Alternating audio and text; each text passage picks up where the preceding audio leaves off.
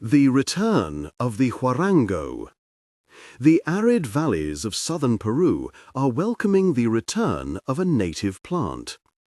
The south coast of Peru is a narrow, 2,000-kilometer-long strip of desert squeezed between the Andes and the Pacific Ocean. It is also one of the most fragile ecosystems on Earth. It hardly ever rains there, and the only year-round source of water is located tens of meters below the surface. This is why the Huarango tree is so suited to life there. It has the longest roots of any tree in the world. They stretch down 50 to 80 meters, and, as well as sucking up water for the tree, they bring it into the higher subsoil, creating a water source for other plant life. Dr. David Beresford-Jones, archaeobotanist at Cambridge University, has been studying the role of the Huarango tree in landscape change in the lower Ica Valley in southern Peru. He believes the Huarango was key to the ancient people's diet, and, because it could reach deep water sources, it allowed local people to withstand years of drought when their other crops failed. But over the centuries, Huarango trees were gradually replaced with crops.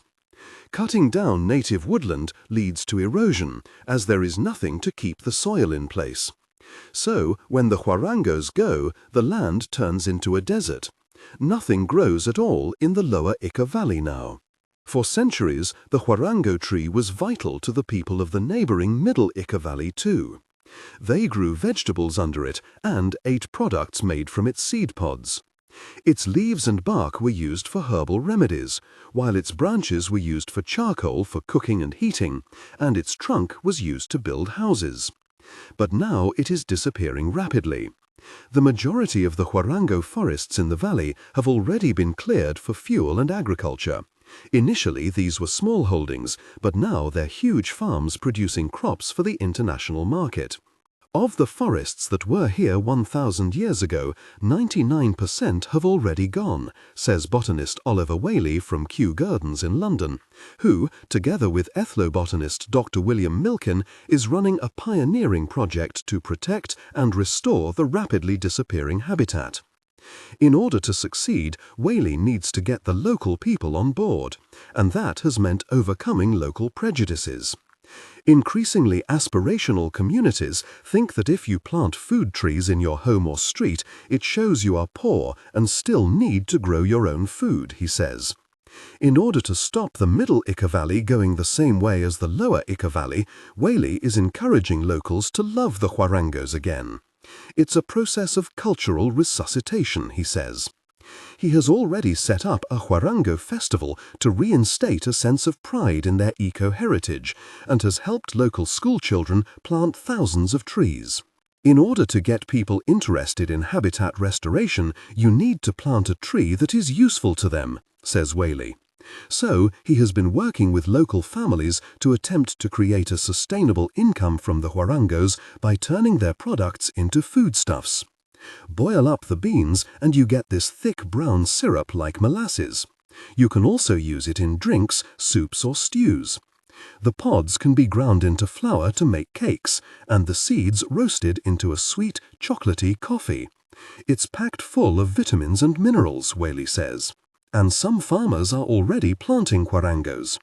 Alberto Benavides, owner of Ica Valley's only certified organic farm, which Whaley helped set up, has been planting the tree for 13 years.